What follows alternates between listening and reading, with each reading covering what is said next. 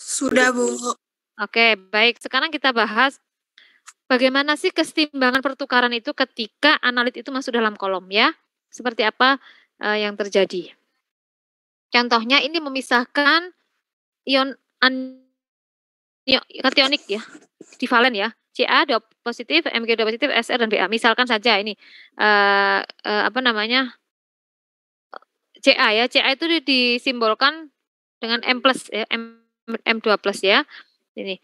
Kesetimbangan pertukaran pada ujung kolom. Jadi begitu analit itu masuk diinjeksikan pada kolom, dia berinteraksi dengan fase gerak dan kemudian berinteraksi dengan fase diam. Apa yang terjadi? Maka ini kesetimbangannya mulai terjadi dengan persamaan seperti ini. Ini ya,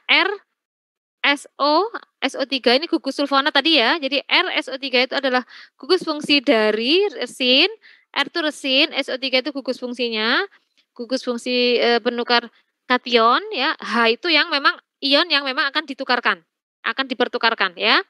Ini padatan kan, solid ya.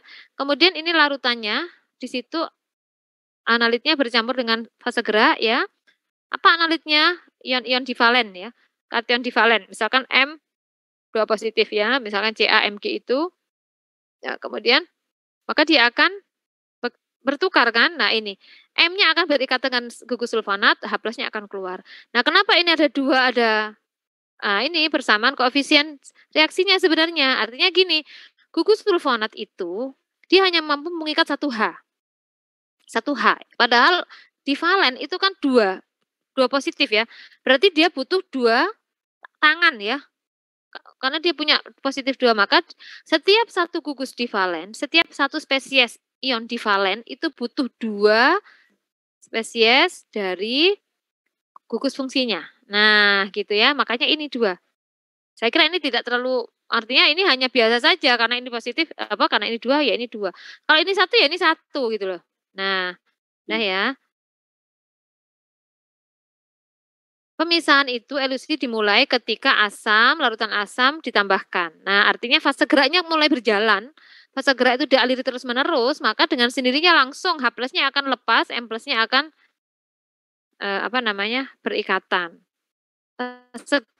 Fase geraknya apa? Asam ya. Kenapa harus asam? Karena kita jangan lupa untuk fase gerak kita harus menyediakan ion yang bisa digunakan untuk mengisi kembali ion semula. Jadi begitu ini masuk kan nggak lama, hanya keluar lepas ya. Nah, kita kemudian aliri lagi H+ dari fase gerak. Maka ini terdorong H+-nya masuk. Terus ya jalan sedikit lagi menuju ujung kolom, ketemu lagi H+-nya ini masuk lagi, keluar lagi seterus sampai ujung kolom. Nah, gitu loh. Kesetimbangan itu bergeser dari kiri ke kanan, ke arah sini ya. Ini adalah keadaan setelah terjadi pertukaran seperti ini. Sama ya, jadi artinya begitu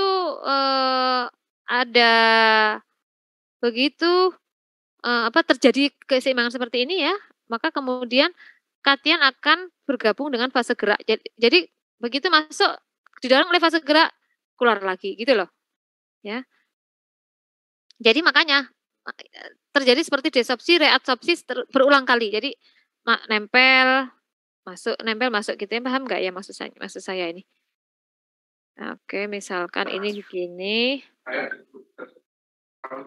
Nah, ini seperti ini ada gugus fungsi ya. Nah, ini kan ini SO-nya ya. Ini ada H+.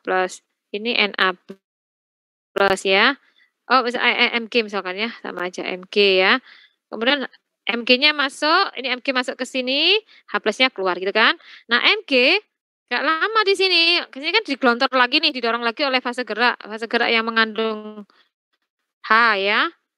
Nanti Mg-nya terdorong keluar, terus dia kan di sini ketika keluar dia ketemu dengan H+ berikutnya gitu loh. Maka terus keluar masuk gitu, atau terjadi desop dan reabsorpsi berulang kali sampai keluar ujung kolom dari analit tersebut. Nah, kesetimbangannya bagaimana? Nah, Anda melihat persamaan ini sebenarnya gampang saja. Kesetimbangannya ya ikuti aja yang namanya persamaan kesetimbangan itu kan persamaan hukum aksi massa. Jadi hasil kali konsentrasi kedua reakton yang terjadi setelah kesetimbangan gitu loh. Berarti di sini konsentrasi ini dikalikan konsentrasi ini, tapi jangan lupa koefisiennya menjadi pangkat ya. Nah, keseimbangan pertukaran itu akhirnya ini, RSO3. Nah, kok bisa seperti ini, Bu? Ya sebetulnya coba aja nanti Anda coba utek-utek sendiri. Kan ini sebenarnya. Gitu ya. Sama, solid aqueous. Nih, solid solution sama aja, aqueous solution ya. Nah, ini. Ini bersamanya. Ini yang reaktan-reaktannya dibagi yang sebelah sini ya. Kita juga bisa mengatur kembali rearrangement ya, rearranging ya. Seperti ini nanti. Nah, ini. Akhirnya seperti ini. Ini diubah aja. K persamaan kesetimbangan konstanta kesetimbangan pertukaran. K exchange reaction. Kesetimbangan pertukaran. Ya, konstanta kesetimbangan pertukaran. Ini. Pemisahan ion ini ya, masih lanjutannya ya subjudulnya tadi. Nah, maka secara normal ya, pemisahan itu prinsipnya seperti ini. Ya. Kita menggunakan prinsip seperti ini akhirnya. Nah, jadi kalau dari sini ya, nah itu sama dengan nih solid per aqueous. Konsentrasi dalam fase diam dibagi konsentrasi dalam fase gerak. Konsentrasi apa? Analitnya kan? M-nya kan? Nah, ini kan sama dengan CS per CM. Tuh, CS per CM sama dengan koefisien distribusi kalau dalam ekstraksi gitu kan, atau dalam konstanta kesetimbangan partisi, konstanta kesetimbangan adsorpsi. Saya konstanta kesetimbangan kromatografi ya, adsorpsi, kromatografi partisi kan sudah yang sebelumnya ya. Jadi nilainya CS per CM, konsentrasi dalam fase diam dibagi konsentrasi dalam fase gerak ya. Nah, ini loh yang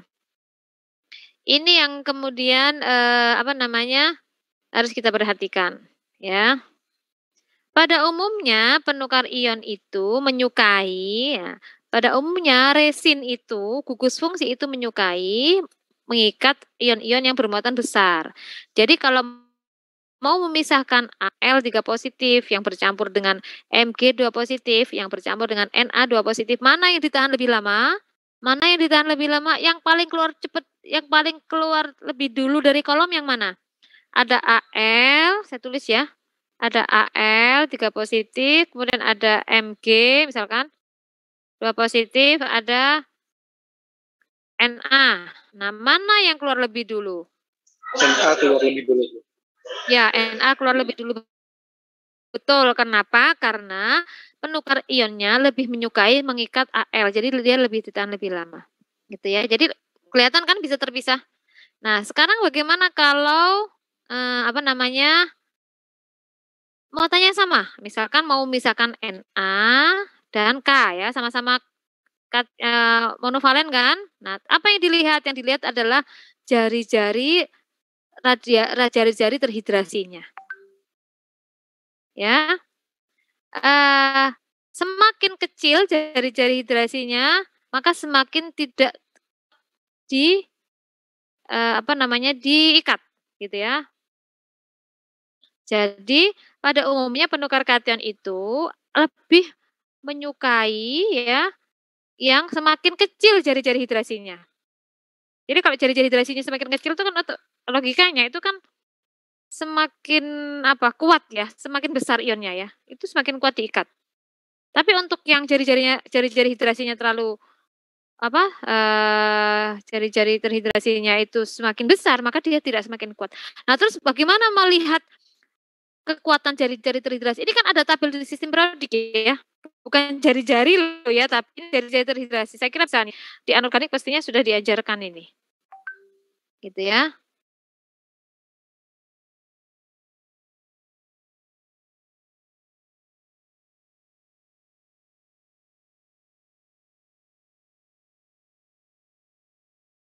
Nah, ini H+ itu tidak kuat diikat karena dia jari-jari hidrasinya paling besar.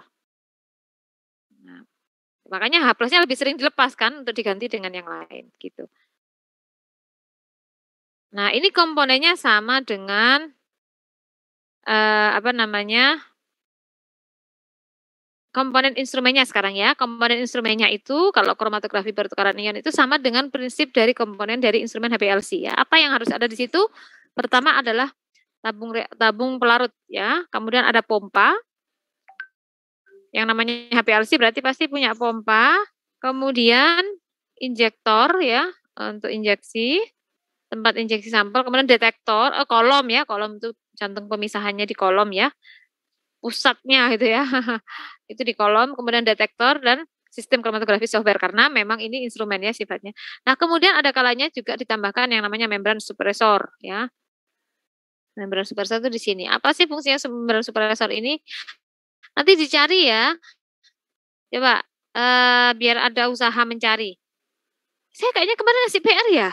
Aduh, saya lupa. Ngasih PR di enggak, Bu. Hah? Enggak, Bu. Enggak, Bu, enggak ada PR. Yang spektroskopi apa ya? Lupa ya. Ini dicari ya. Ada Kimia halal Bu yang ngasih, Bu. Oh, kalau halal iya itu bagian dari tugas UAS itu. Membuat SJPH. Iya kalau itu. Kok saya ingat saya. Ya udahlah nggak apa-apa. Ini kayaknya ada yang punya ini. Apa buku Pak Sumar Hendayana, kimia pemisahan. Ada nggak? Teman-teman Anda ini kayak ada yang punya ya? Ada yang punya nggak ya? Nah, di situ atau kalau nggak ada adalah usahalah mahasiswa ya. Cari ya.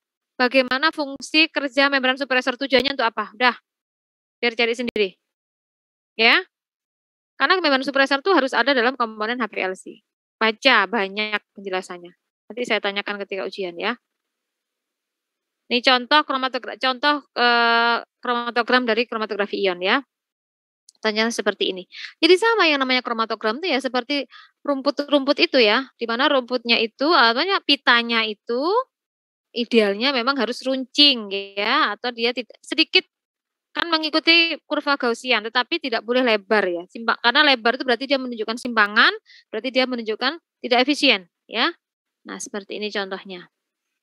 Ini pemisahan dari kromatografi penukar anion dengan eluen, nah fase geraknya natrium karbonat, ya natrium bikarbonat ya, dan natrium karbonat. Sampelnya adalah memisahkan tanah alkali, ion-ion alkali.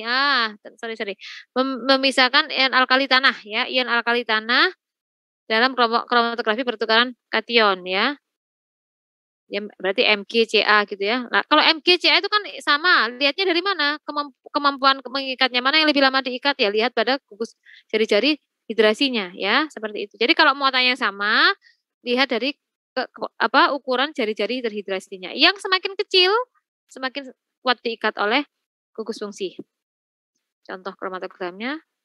Oh, ini apa ini? Nah, contohnya Oh, ini memusnahkan asam amino ya. Asam amino itu kan asam ya, walaupun asam lemah, tapi karena namanya asam berarti dia mampu terdisosiasi kan. Asam amino itu kan asam lemah ya, karena namanya asam berarti dia pasti mampu melepaskan H+. Nah, ketika melepaskan H+, berarti dia bersifat ion kan. Itu juga bisa menggunakan kromatografi pertukaran ion ya. Ya, seperti itu. Ini menggunakan ukuran kolom kromatografi pertukaran kation dengan ukuran partikelnya sekian, tekanannya sekian karena HPLC kan. Nah, oh ini apa ini? Ini contoh.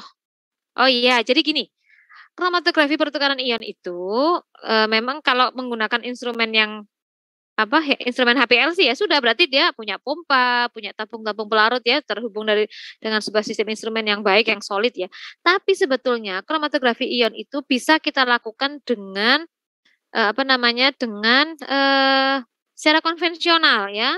Secara konvensional berarti gimana? Ini seperti waktu saya tesis dulu penelitian saya itu saya mencari keseimbangan pertukaran senyawa kompleks dari senyawa kompleks yang bermuatan anion ya seperti FeCl4- saya masih ingat betul itu. FeCl4- kemudian kok ingatnya Fe ya, satunya apa ya? Ada 3 senyawa lupa saya. Nah, apa yang saya lakukan? Menggunakan kromatografi pertukaran anion ya, maka saya memasukkan resin penukar anion di kolom yang saya gunakan adalah kolom burat. Nah, seperti ini nih. Ini kolom burat kan? Burat ya, untuk titrasi itu ya. Kita masukkan resin secara manual. Berarti kita lakukan bukan instrumen secara konvensional. Kita masukkan resin, saat itu saya masukkan resin, jadi resin itu saya beli di toko bahan kimia, kemudian dia direndam dulu ya, dijenuhkan dengan fase geraknya ya, karena fase geraknya saya HCl, yang saya ambil Cl-nya sebenarnya, bukan H+-nya karena saya penukar anion. Nah, saya dijenuhkan, kemudian saya masukkan di sini pelan-pelan. Nah, gitu bawahnya dikasih kapas ya. Masukkan pelan-pelan, diketok-ketok gitu ya, biar tidak ada difusi eddy kan, biar ukurannya tidak ada celah ya. Jadi tidak ada difusi eddy. Jadi karena harapannya sih sudah seragam resinnya, itu kemudian dimasukkan di situ. Untuk sampai supaya menghindari terjadinya difusi eddy, resin yang saya dapatkan itu saya lembutkan dulu, saya saya pecah dulu ya. Bukan ditumbuk bahasanya. Waktu itu ada saya waktu itu kan ini ya, penelitian saya itu kan S2-nya di UGM. Jadi kemudian mentreatment resinnya supaya dia punya ukuran yang seragam, tujuannya supaya menghindari difusi eddy, saya harus kecilkan ukurannya itu, ada di bengkelnya teknik ya, bengkelnya teknik kimia itu ada punya. Saya taruh di situ, besoknya sudah lebih kecil lagi ukuran partikel saya, lebih rapat, lebih bagus lah ya. Baru saya rendam, masukkan di sini, kasih kapas di bawahnya ya, terus ya udah. Nah, coba dulu ditetesi fase geraknya, netes enggak ya sudah, kalau itu setelah itu dimasukkan saja sampelnya. Nah, gitu. Nah, terus waktu itu saya kan ini manual, berarti kan tidak ada detektor. Detektornya apa? Ya berarti mata saya kan. Ya begitu. Karena nggak kelihatan, bukan warna yang saya lihat perubahannya. Nah, berarti saya pakai ini karena waktu itu tujuannya itu untuk saya komplekkan ya, saya buat untuk spektroskopi kemudian ya. Jadi saya reaksikan, yang keluar itu saya reaksikan dengan bereaksi, ketika sudah berwarna, jadi senyawa berwarna baru kemudian diukur konsentrasinya, seperti itu. Jadi gitu ya. Nah, udah habis? Ada yang mau ditanyakan? Izin bertanya, Bu. Iya. Sebelumnya saya masih kurang paham terkait jari-jari terhidrasi itu bagaimana ya, Bu? Kenapa punya jari-jari hidrasi yang besar sehingga tidak terikat di resin? Oke, sebentar. Jari-jari terhidrasi itu bukannya ini ya saya harus buka juga ya ini ya. Kalau seingat saya jari-jari terhidrasi itu kemampuan ukuran dari spesies ioniknya itu ya, itu sudah ada, bukannya sudah ada ini ya, sudah ada tabelnya ya? Sudah tabelnya enggak? Nah, itu bisa dilihat dari situ. Ya.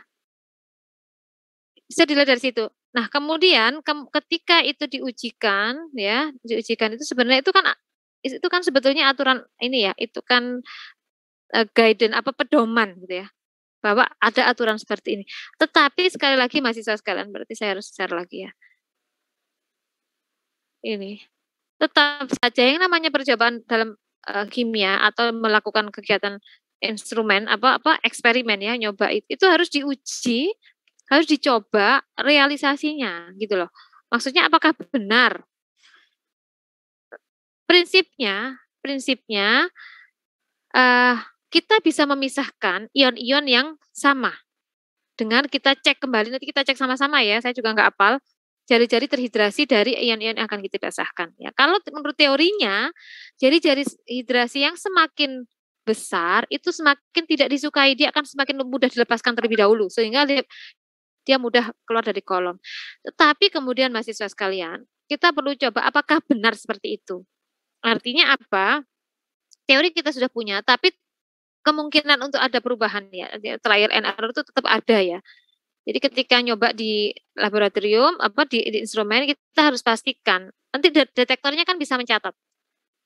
Nah, ini jadi ingat. Seperti itu untuk jari-jari terhidrasi ya, Raihan ya. Tapi saya akan ingat detektor.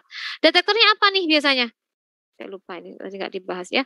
Detektornya itu adalah detektor dari misalkan konduktometri, detektor voltometri. Jadi detektornya biasanya detektor yang berkaitan dengan kemampuan mengukur energi listrik yang dihasilkan ya dari ion-ion yang keluar dari kolom tersebut.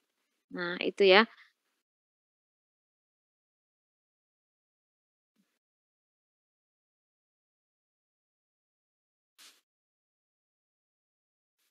Sebentar ya. Atau potensiometri itu bisa. Sebenarnya sebenarnya nanti kalau Anda menjawab membran suppressor itu akan berkaitan dengan sensitivitas detektor. Tapi yang jelas detektor yang digunakan itu adalah detektor elektrokimia ya, detektor yang memiliki kemampuan untuk mendeteksi, menangkap sinyal yang dihasilkan dari ion-ion yang keluar. Nah, kembali lagi yang tadi, ketika kita mencoba, seperti ini tadi pertanyaan Raihan ya, ketika kita mencoba mana sih yang keluar lebih dulu, nah detektor itu akan menguji apa benar, gitu, apa benar apa namanya Mg, misalkan dengan Mg dan apa nih Mg2 positif dan apa nih Ca2 positif misalkan ya, mana yang lebih keluar dulu, lah itu detektor akan mencatat. Gitu. Gitu ya Rehan. Coba sekarang di searching aja tentang jari-jari ion itu. Pada prinsipnya semakin besar jari-jari ionnya, jari-jari ion terhidrasinya, maka semakin tidak disukai, semakin tidak diikat. Gitu. Kalau di sini saya sedikit menemukan ion dengan ukuran lebih besar dan muatan lebih rendah mengikat molekul air kurang erat dan memiliki jari-jari terhidrasi yang lebih kecil daripada ion kecil dengan muatan lebih tinggi. Jadi dilihat dari muatannya ya, Bu? Iya, ada kaitan. Iya, jadi ada kaitan. Jadi gini, jari-jari terhidrasi itu berkaitan dengan muatannya juga. Makanya karena ini yang kita pastikan adalah yang bisa diikat itu kan harus bermuatan. Ya, nanti dibuka lagi ya. Artinya jari-jari terhidrasi itu berkaitan dengan muatan, sehingga pada akhirnya ini Raihan ya, ion dengan ukuran lebih besar dan muatan lebih rendah mengikat molekul kurang erat dan memiliki jari-jari terhidrasi yang lebih kecil.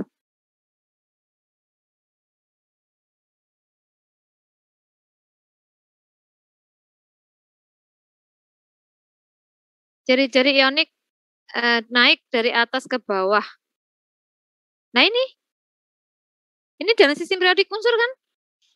Iya Bu. Nah, ya berarti ini nanti sudah minimal sudah ada penjelasan ini. Untuk lebih jelasnya baca sendiri. Tapi dari SPU ini sistem periodik unsurnya kita sudah bisa tahu bahwa semakin sedangkan jari-jari terhidrasinya menurun. Jari-jari ionik naik dari atas ke bawah. Atas ke bawah itu berarti dari semakin ke bawah itu jari-jari hidrasinya semakin kecil. Gitu kan? Ya? Ya enggak? Jari-jari ionik naik dari atas ke bawah, sedangkan jari-jari terhidrasi turun, atas ke bawah itu semakin turun. Nah, berarti gini. Nih. Nih ya. Berarti jari-jari terhidrasi itu artinya kalau dalam sistem periodik unsur, ini masih dalam satu golongan, kalau satu periode ada enggak ya? Kalau atas ke bawah kan satu golongan. Dalam satu golongan, semakin ke bawah itu jari-jari terhidrasinya itu semakin kecil ya. Nah, kalau yang satu periode ada enggak? Ditemukan enggak? Nah, seperti itu. Atas itu apa sih? Apa? NA dulu ya? NA ini K ya? Apakah dulu ya? Coba saya dibantu, Gak apa ya? NA dulu terus ini K ya? RB KS, betul? Ya enggak? Ini ya kalau nggak salah ya. Nah, berarti kalau ada NA ada K, yang lebih suka menurut teorinya yang lebih suka diikat itu adalah yang K. Ya, karena dia lebih suka nih. Nah, dia akan menyukai yang jari-jari terhidrasinya lebih kecil. Dia akan lebih menyukai K. Atau kalau Anda memisahkan NA dan K, biasanya lebih cepat keluar ya yang K. Tapi sekali lagi tadi ya, bahwa ini adalah kaidah umum. Silakan dicoba dulu ya. Banyak hal-hal kemungkinan yang bisa terjadi berbeda dengan yang sudah ada. Kita bisa pastikan. Karena apa? Karena tergantung misalkan pH-nya berapa. Bagaimana sifat bahasa gerak yang digunakan gitu ya. Tapi pada prinsipnya dari aturan ini, dari kaidah ini kita sudah tahu dalam satu golongan semakin ke bawah itu kekuatan ikatannya semakin besar karena jari-jarinya semakin kecil. Gitu kan? Cuman saya belum tahu ini kalau yang satu periode. Ini kan satu golongan, kalau yang satu periode ke sana. Kalau ada gini, gimana nih? Yang semakin besar ke sana ke sini ya. Berarti lihat aja. Kalau itu kayaknya kebalikan ya dari jari-jari ion. Kalau jari-jari ion tuh gimana sih? Anu gini ya. Ini dulu waktu saya masih SMA mau UMP apa? Kalau sekarang UTBK ya. Waktu saya mau UMPTN itu sudah hafal itu. Nah, gitu. Tapi kalau sekarang udah lupa nih malah. Ini anorganik ya. Di sini semakin besar. Ini kalau jari-jari gini enggak? R biasa. Karena berkebalikan kayaknya nih, kebalikannya dengan jari-jari ion. Gitu ya saya kira ya. Nanti dicek ya. Iya, Bu. Jadi Anda sudah tahu paling enggak dari satu golongan ini dan itu kebalikan dengan jari-jari ion. Yang sudah sering saya enggak buka enggak buka Google ini. Yang paling sering ada yang sudah kita pahami itu kan sifat jari-jari ion ya, kemudian apalagi elektronegativitas gitu kan, afinitas elektron itu dari kanan kiri bagaimana itu kan ada semua sistem periodik unsurnya. Nah kalau gitu jari-jari dari ini mestinya juga sudah ada, cuman saya nggak hafal. Kemungkinan dia berkebalikan dengan jari-jari terhidrasinya gitu.